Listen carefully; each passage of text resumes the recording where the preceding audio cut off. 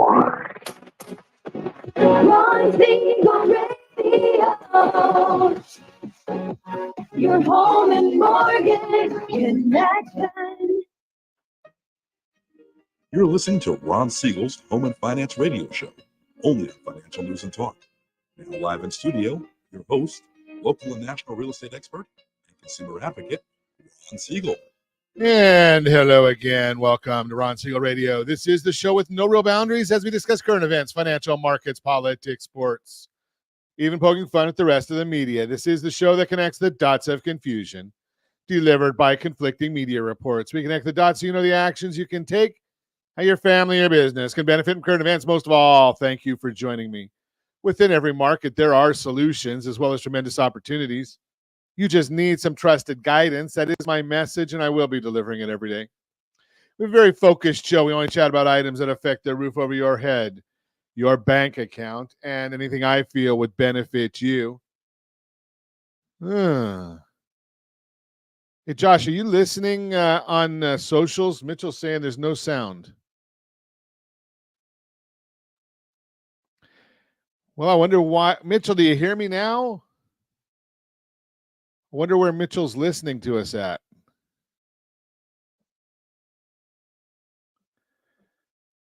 Mitchell, come back, Mitchell.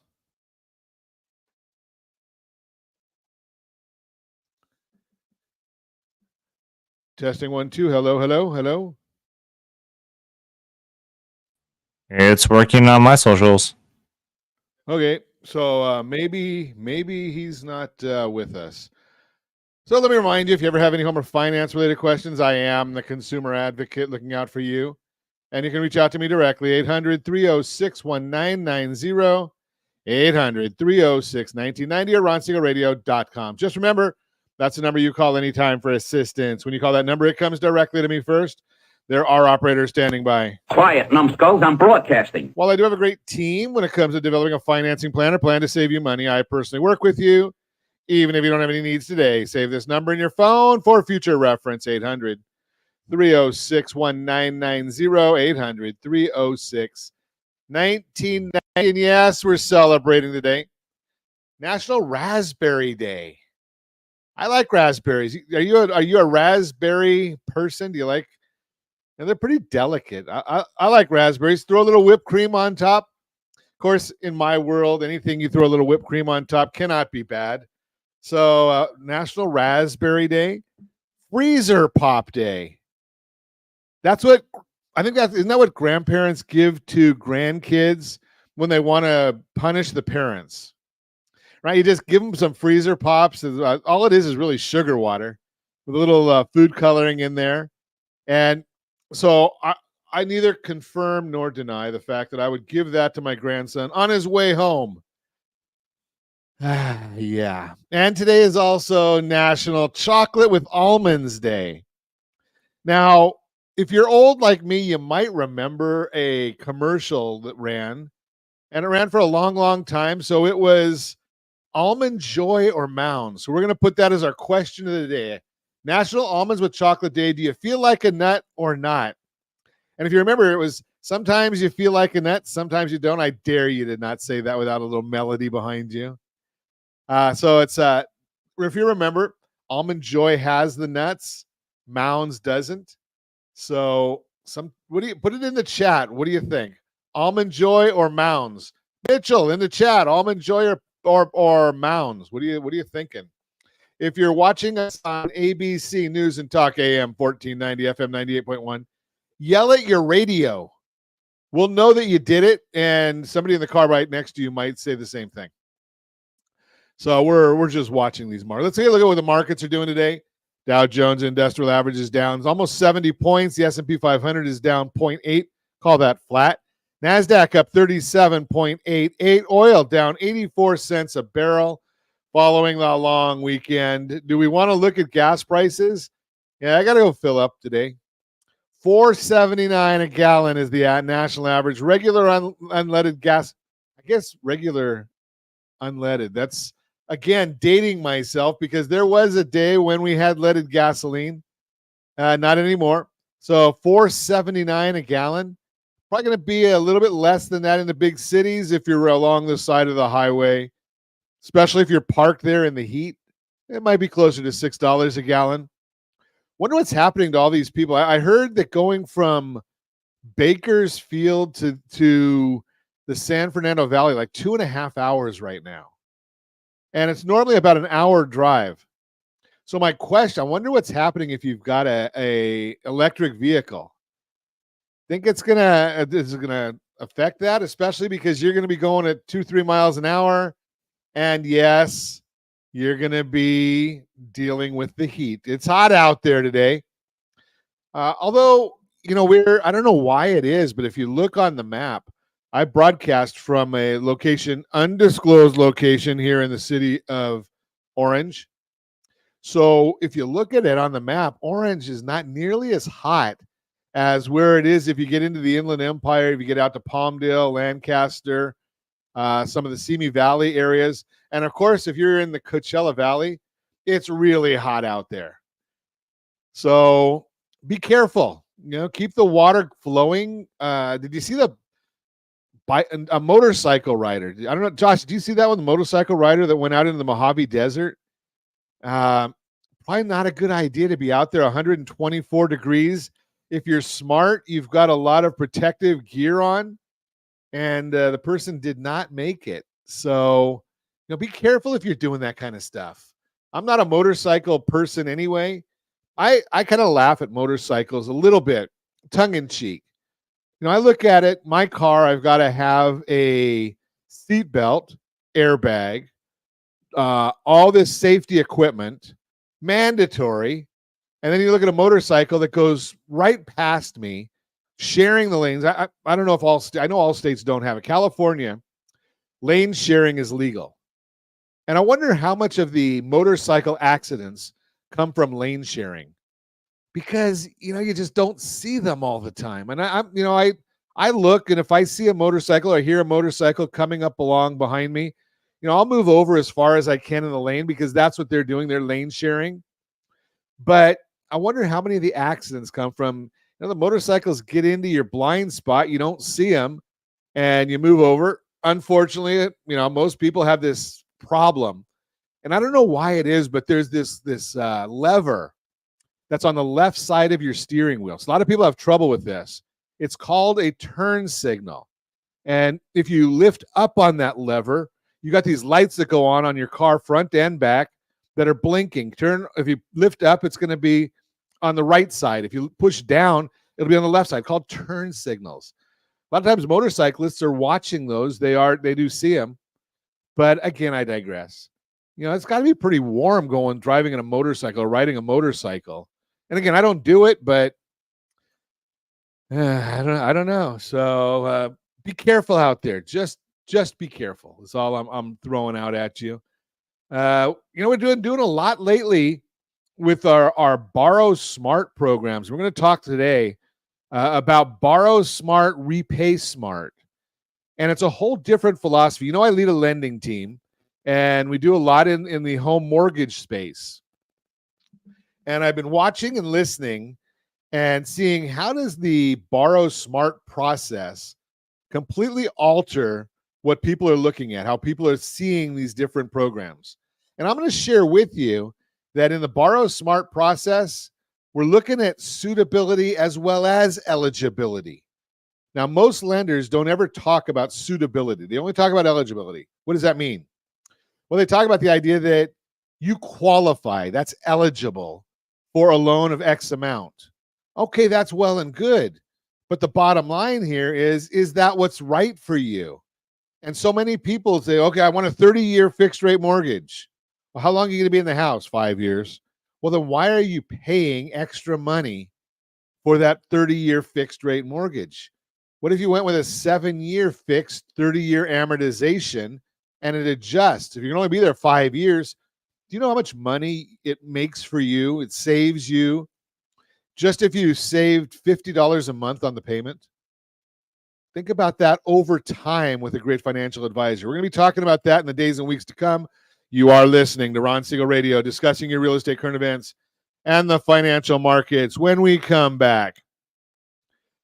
We're not looking at a crash. 3 graphs we're going to show you that show how today's inventory differs from 2008. Homeownership, the heart of the American dream, the benefits of moving your credit card payment dates, and how to do it, and more. Reach me anytime. Off-air number 800-306-1990, 800-306-1990, or ronsiegelradio.com. Facebook.com/Ron Siegel Radio. And if you miss any part of our broadcast, Ron Siegel 1 on YouTube. Ron Siegel, the number 1 on YouTube. Stay tuned. We'll be back in just a few. What you missed and why. Take the quiz in 5 minutes. Ron Siegel Radio. Your home and mortgage connection. Confused about the home buying process? Or curious how much you really know about buying a home? Take the First Home IQ quiz to test your understanding of buying a home. Created by the nonprofit First Home IQ, this 5-minute quiz will give you a score, what you missed and why. Take the quiz in 5 minutes at rsrlinks.com/FHIQ and find out what you need to know about buying your first home. That's rsrlinks.com/FHIQ. You're listening to Ron Siegel's Home and Finance Show with local and national expert Ron Siegel. Now, here's Ron.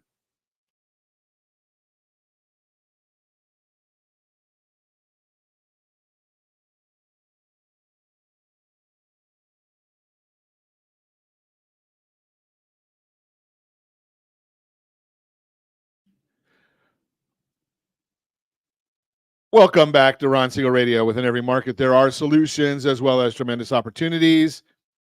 You just need some trusted guidance. That is my message, and I will be delivering it every day on Ron Siegel Radio or anytime at 800-306-1990, 800-306-1990. The Mortgage Minute today being brought to you by our friends at Geneva Financial. When you're ready for that next home loan, Geneva's got the programs and the products. You just need to make the call, 800-306-1990. 800-306-1990, and every day at this time, OPMMI.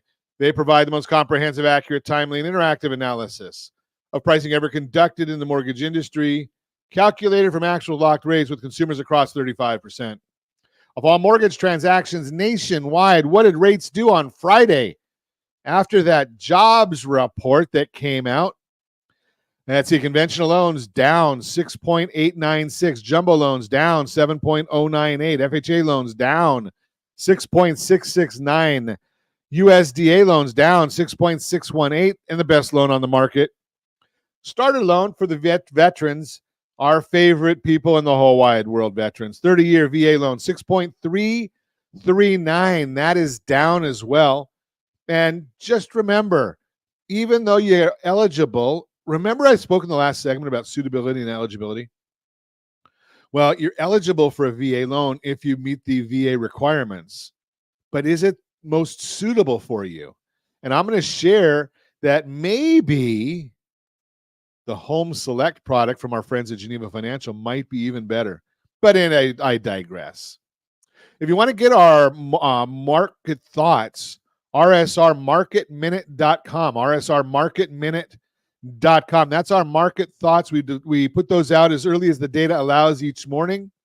rsrmarketminute.com. Let's take a look and see what's going on in the markets today. The S&P 500 now is down 2.67. The 10-year Treasury, if my screen will refresh, is going to tell me that we are flat. Ooh. We were down earlier in the session. We're flat right now. Mortgage-backed securities up 2 basis points means they're doing absolutely nothing. When you go up 2 basis points, remember the bond, the rate goes the opposite direction of the bond, and 2 basis points up on the bond means the rate is flat. We do have a big week ahead. What's driving the markets right now is all just sit and wait. Got nothing to do. We've got a CPI report that's coming out on Friday. That's going to be the big news. Headline replacement number. Now, remember, we're always looking at what the year over the CPI number is. We never talked really on Ron Siegel Radio about how you get that CPI number. There is a CPI number every single month. And all it is just looking at what is this month and the last 11. Well, every month you're dropping off that 12th one all the way back the 12 months earlier. So when we get the number coming out, it'll be June's number that'll come out on Friday. Well, we drop off June's number from last year, 2023, and we replace it with June's number, 2024. We're replacing a number of 0.21. June's expectations for this time is 0.1. So if we see that 0.1 monthly read, we should see year-over-year headline inflation decline from 3.3 to 3.1.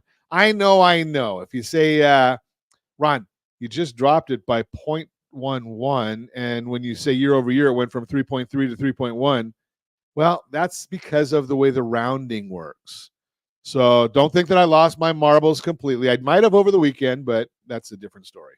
Core replacement is 0.195. The expectations there is to go from 0.2 to 0.28 is what the expectations are. So that means we'll probably see, depending on the results, we could see core inflation remain unchanged at 3.4 year over year or increase to 3.5%, which would likely be a bad thing for the market. So we're going to be watching all of those things for you. We'll report on them. And again, this week, because you've got so many people are out on holiday, and so we did get a lot of holidays that were people were doing absolutely nothing. And then you get the jobs report that came out on Friday. Most of us realize anymore that the jobs report is just bogus. It's a shame that it's bogus, but it is. We deal with that all the time. We've been reporting that to you. And now we're seeing, if you look at our market minute that we came out with this morning, we're actually looking at certain areas where the private sector is able to give some garbage data. So think about that one as well. That was fascinating. Yes, and I do look at all this data and I analyze it to chat with you, to give you this information, but you can get the areas where we're seeing some abnormalities, I guess we can say, abnormalities. And when we see those abnormalities, we kind of spook people. But I do have we get some information from Danielle DiMartino Booth. She does share data that we find very, very enlightening. And we accumulate that along with other data. And that's where we come up with our market minute. If you want that report again, rsrmarketminute.com, rsrmarketminute.com. And again, we send it out to the subscriber list. We put it on our social channels.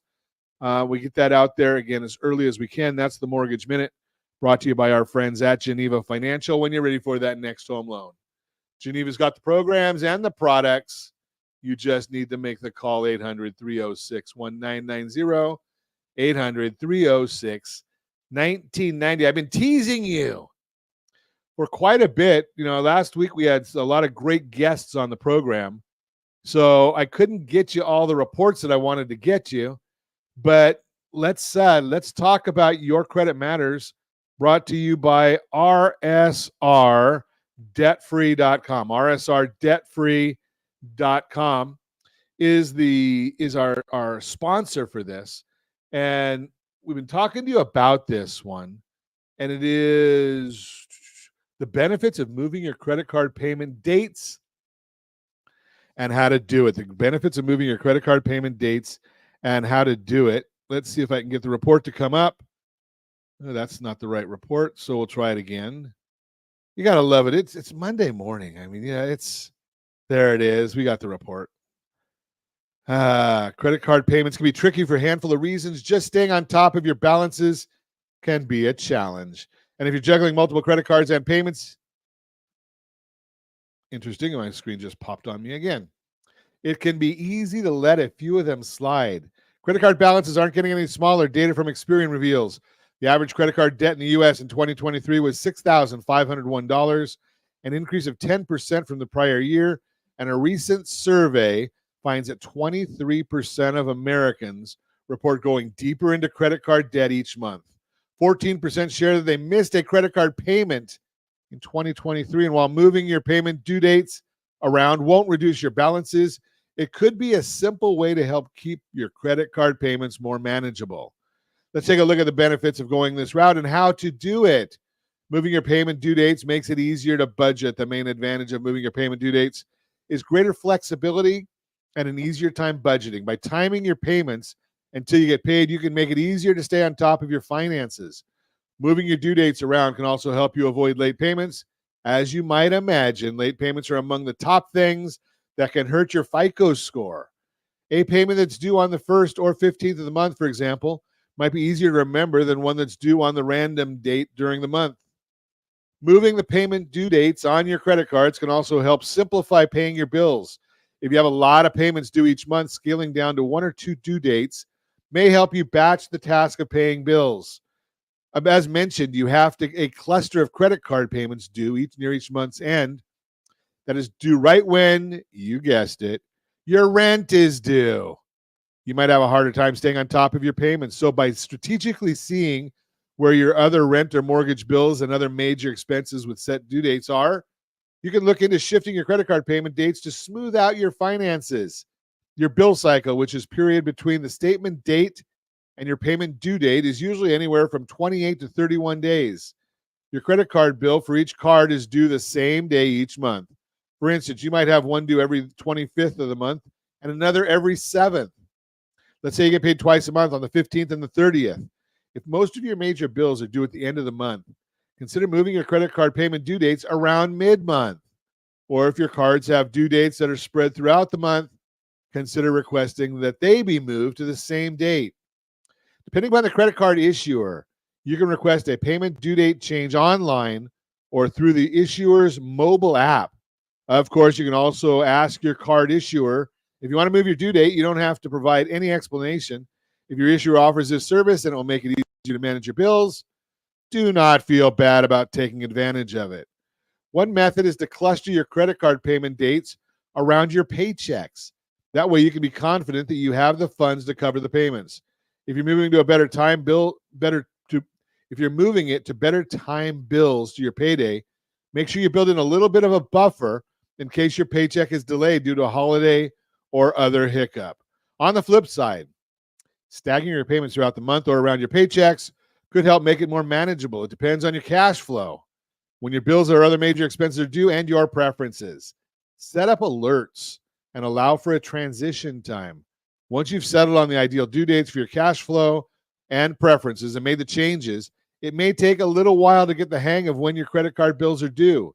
Like any change to your financial flow and money management systems, you'll want to pay close attention to your credit card statements. That way you'll know when the new due dates take effect.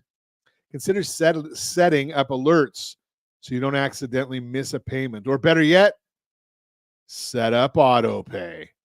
There are a lot of advantages to changing your credit card payment date, staying on time with your payments, simplifying your finances, and making it easier to budget, to name a few. Before making these changes, consider which approach works best for you and prepare to buffer for a bit of transition time. We've talked about this a bit in the past. Don't forget the simple way of doing this. rsrccpayment.com. rsrccpayment.com. We show you right there how to make this work for you. rsrccpayment.com. So you're setting up all of your payments so that they're paid twice a month. Once, and if you change the date, that's fine. Just make sure you change that minimum payment to go right before the payment due date.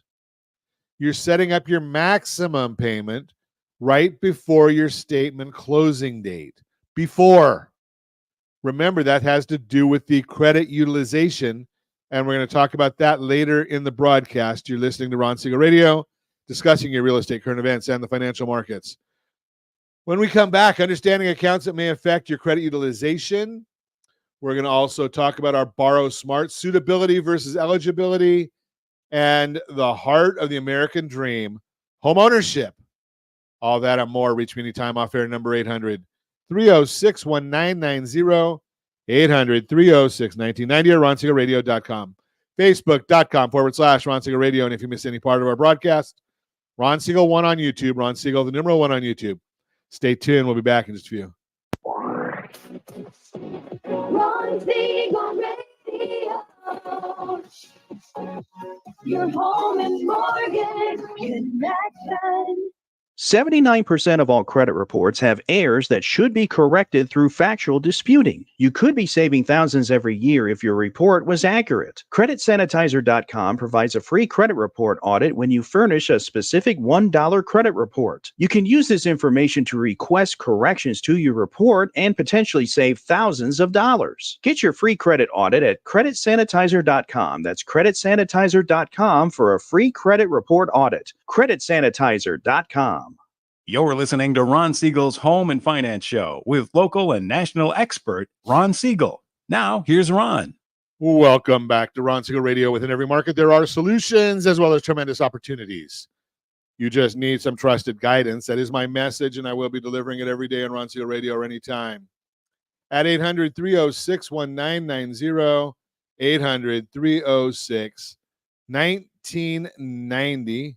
The real-time real estate segment today being brought to you by rsrmoney.com, rsrmoney.com, the heart of the home ownership, the heart of the American dream. Of course it is. Everyone's vision for the future is personal and unique, but for many, common goals include success, freedom, and prosperity. Values closely tied to having your own home and the iconic feeling of achieving the American dream. A recent survey by Bankrate reveals exactly that. Homeownership is still part of the American dream. The results show at 78% that owning a home tops the list, surpassing other significant milestones such as retirement, having a successful career, and more. 78% owning a home is what they say. Yeah, being able to retire 65, having a successful career 65. Owning a car, 54. Having children, 45. Getting a college degree, 35. So why is buying a home important to so many today? One reason is the financial and physical security it provides. Many people see home ownership as a way to reduce stress because owning a home with a fixed-rate mortgage stabilizes what is likely their largest monthly expense. Another factor is the potential for building wealth. That's because over time, homeowners gain equity as they pay down their mortgage and as home prices appreciate, leading to longer-term financial stability. But what about the responsibilities that come with owning and maintaining a home? According to a survey by Entrada, only 23% of renters feel homeownership is too much work, indicating the majority are open to the commitments and obligations that come with being a homeowner. What does this mean for you? While buying a home today might seem daunting due to higher mortgage rates and rising home prices, the long-term benefits can make it worthwhile. If you're considering home ownership, remember that it's more than just a financial investment. It's a step towards securing your future. Bottom line, owning a home is a significant and powerful decision that represents a big part of the American dream. If you're ready to take this step, give me a call at 800-306-1990, 800-306-1990. That is the real-time real estate segment brought to you by rsrmoney.com. rsrmoney.com. I do hear a lot of folks talking about the idea that, well, they're going to wait for prices to come down on the real estate, or they're going to wait for interest rates to come down. Well, here's the issue. You can do all that, and very few people are going to talk to you the way I'm going to share with you right now. It's not going to work. Why? Well, the biggest issue people have is, well, I'm going to save more money for my down payment. What do you think your down payment needs to be? Well, the answer is, well, maybe we should give you the quiz. Go to rsrlinks.com/FHIQ. rsrlinks.com/FHIQ. And you can actually take our quiz. It takes about 5 minutes. rsrlinks.com/FHIQ. And believe it or not, the average person right now, you could be better.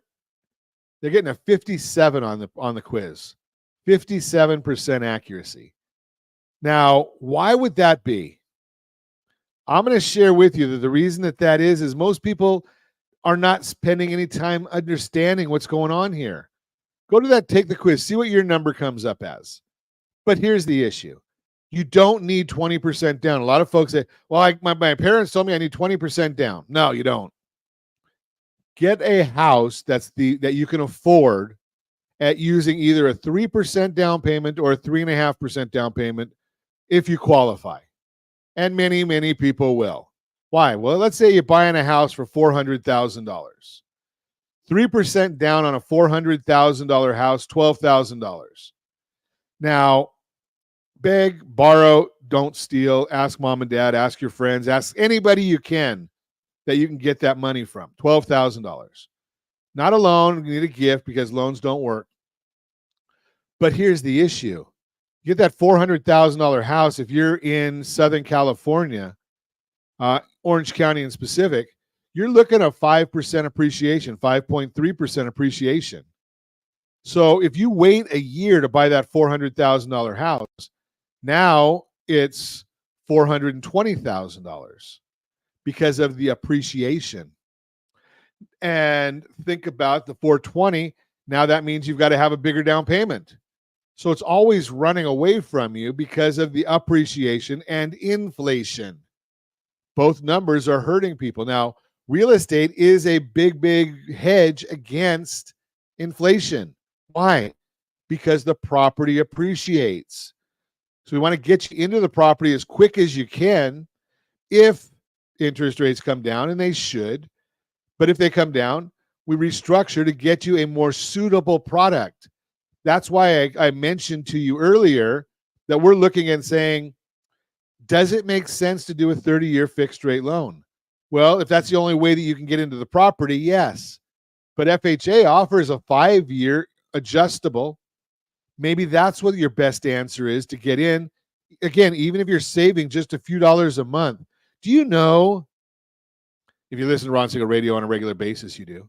Do you know it takes about 25 years, 22 to 25 years to pay off half of a 30-year fixed rate loan? 22 to 25 years. Why is that? Because the vast majority of your money at the early years is going to interest expense. Now, the interest expense it diminishes every single month. Your payment doesn't change, but the interest expense does because a portion of your payment went to principal. So you're paying a little bit less interest every month, and that's why it's going to take you 22 to 25 years to pay half that mortgage. Now, if we can get a way to save you $50 a month because we're using an adjustable rate loan versus a fixed rate loan, and you still apply that to your principal, well, now you're going to have that loan paid off even sooner. What happens when you get a tax refund? Well, it may make sense to apply that to the principal. Maybe not. Let's talk about a different scenario. What happens if instead of putting that money into the mortgage, you have to be disciplined now, but you put that into a side account that's growing faster than the effective interest rate of your mortgage? Well, Ron, what's an effective interest rate? It's your interest rate less your tax benefit. So if you're getting a 6% interest rate, I mean, and I don't know what you qualify for. I'm just throwing a number out there because it's easy math. Say you get a 6% interest rate and you're in the 33% tax bracket. Your effective interest rate is 4%. 33% off of that 6. So 6 times 33%, 2. 2 off of 6 is 4. Your effective interest rate is 4%. Now, if you go with any of the financial advisors that we recommend from Ron Siegel Radio, well, most of them can get you 8 to 10%, no guarantees, but most of them can get you 8 to 10% return. So you're borrowing at an effective rate of 4, getting 8 to 10. They're going to put it in something that's tax advantaged for you. We have to do that as well. We're watching the taxes on that side. But then at some point in the future, the amount that's in that side account keeps growing and growing and growing, and you're already making payments on your mortgage, so that loan amount is dropping and dropping and dropping. You'll have an opportunity at some point to just write a check if you want to, and you won't, but you'll have a check to write. You'll have the ability to write a check to pay off your mortgage.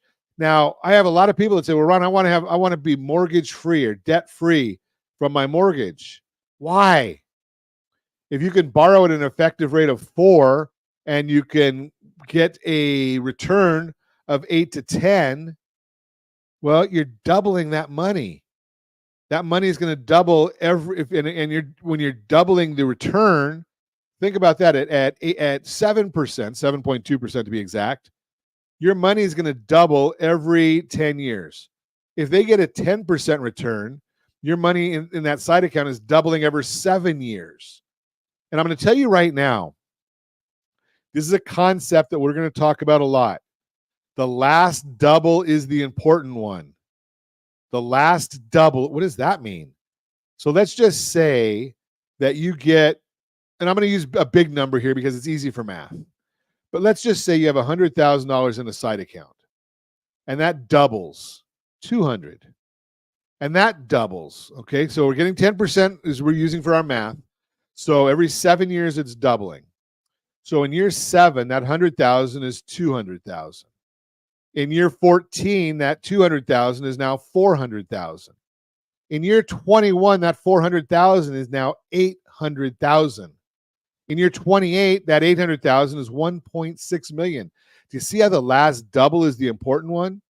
In year 35, that 1.8 million becomes a 3.6. Massive numbers.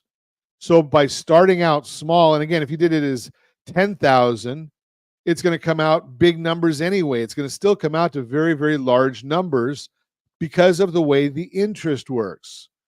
We want you to understand that. That's what we're going to spend a lot of time on Ron Siegel Radio, is we're talking about borrow smart, and just as important as borrow smart is repay smart. Borrow smart, repay smart.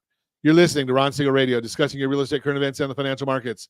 When we come back, not a crash, 3 graphs that show how today's inventory differs from 2008, understanding accounts that may affect your credit utilization ratio, and more. Reach me anytime. Off air number 800-306-1990, 800-306-1990, or RonSiegelRadio.com. Facebook.com/Ron Siegel Radio. And if you miss any part of our broadcast, Ron Siegel 1 on YouTube. Ron Siegel, the number 1 on YouTube. Stay tuned. We'll be back in just a few. Hey there, friends. Wondering if now is the right time to buy a home, or are you waiting for a bunch of foreclosures? The facts speak loud and clear. Defaults and foreclosures are down. Sure, we might be headed towards a recession. But did you know interest rates typically drop and real estate values often go up during a recession? So what are you waiting for? Higher prices or higher payments? Don't navigate these waters alone. Connect with RonSiegelRadio.com today. That's RonSiegelRadio.com.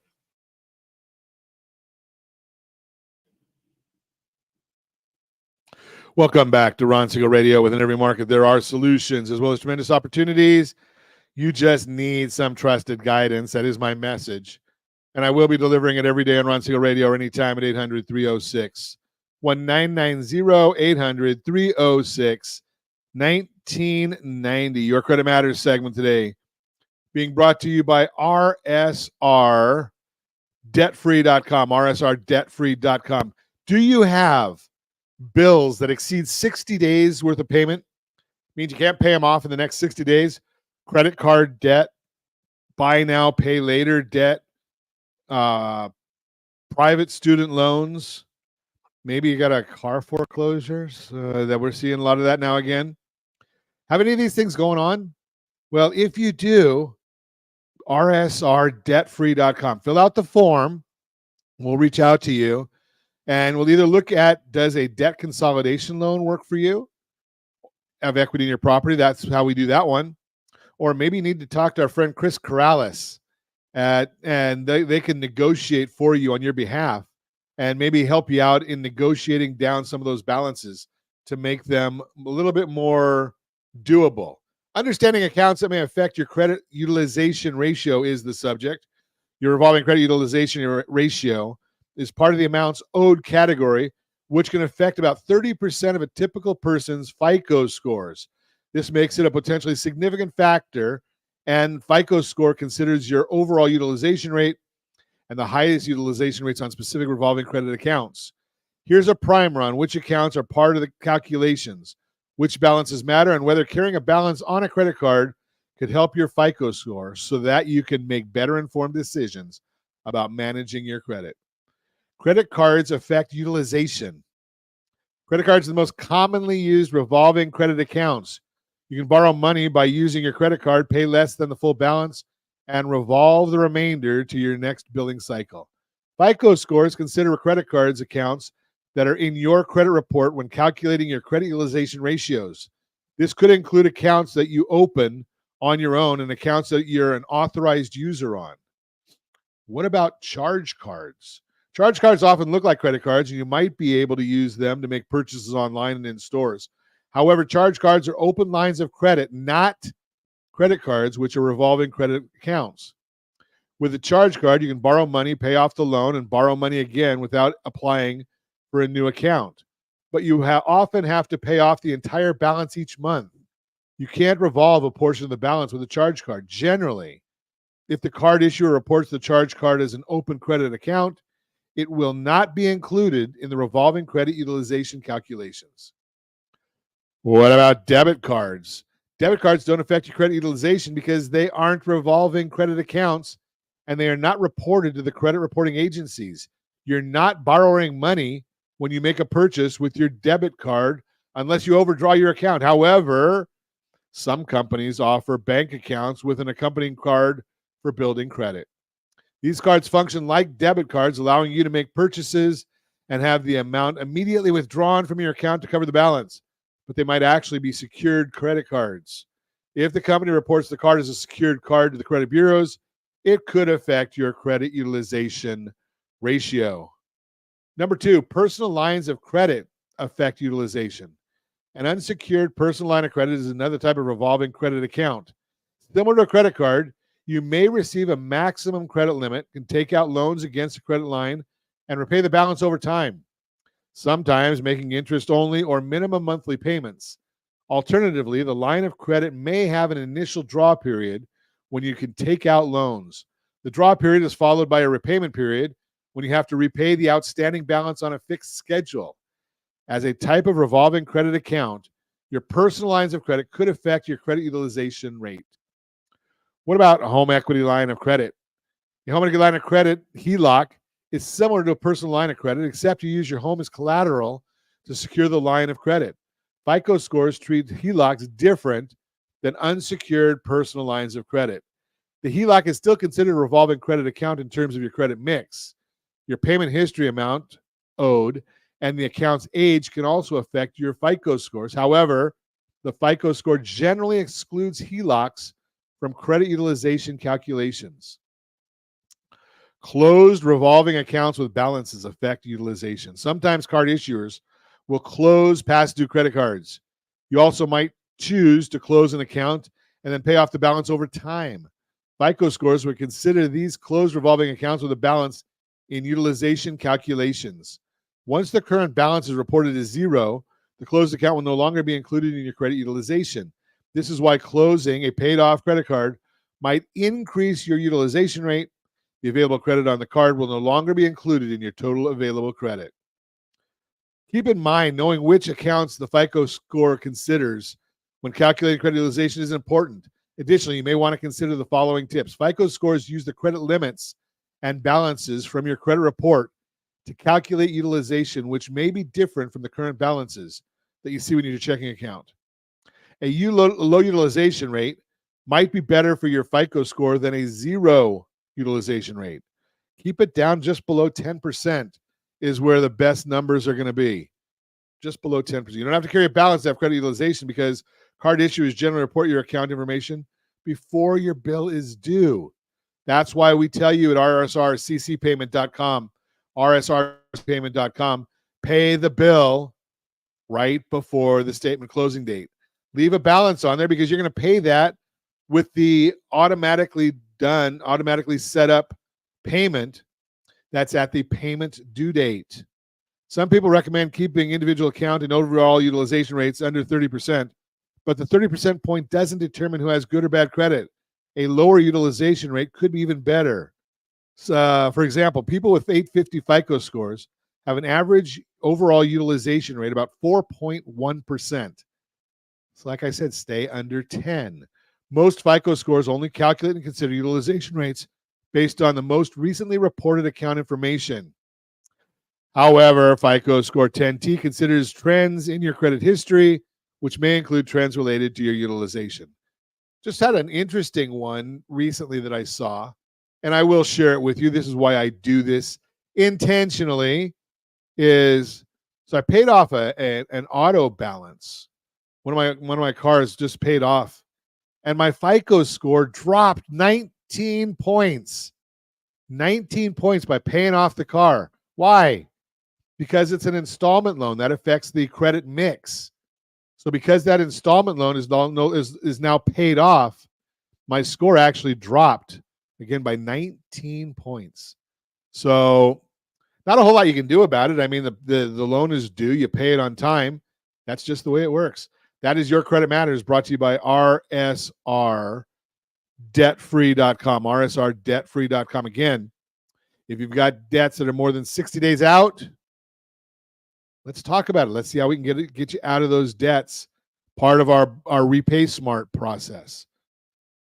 Your Credit, our real-time real estate, brought to you by RSRmoney.com. Now, 3 graphs that show you how today's inventory differs from 2008. A lot of our younger audience, our millennials, all they know about is the recession of 2008, and they think we're heading there again. Even if you didn't own a home at that time, you probably remember the housing crisis in 2008. That crash impacted the lives of countless people, and many now live with the worry that something like that could happen again. But rest easy, because things are different than they were back then. As Business Insider says, quote, though many Americans believe the housing market is at risk of crashing, the economists who study housing market conditions overwhelmingly do not expect a crash in 2024 or beyond. Here's why experts are so confident. For the market and home prices to crash, there'd have to be too many houses for sale. But the data doesn't show that's happening right now. There's an undersupply, not an oversupply like last time.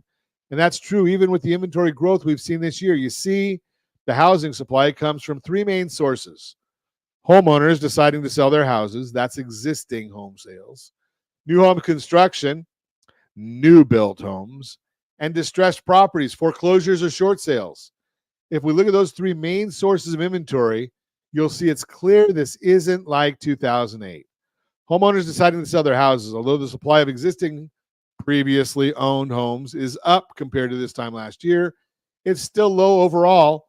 And while this varies by local market nationally, the current month's supply is well below the norm and even further below what we saw during the crash. If you're watching us on RonSiegelRadio.tv, any of our socials, or the ABC News and Talk AM 1490 video feed, you are seeing a chart, average annual inventory of homes for sale. And you can see that other than in 2000, during the Great Recession, going from 2006 until 2012, you're seeing that we're way, way below as far as the month's supply of homes for sale. What does this mean? There just are not enough homes available to make values drop.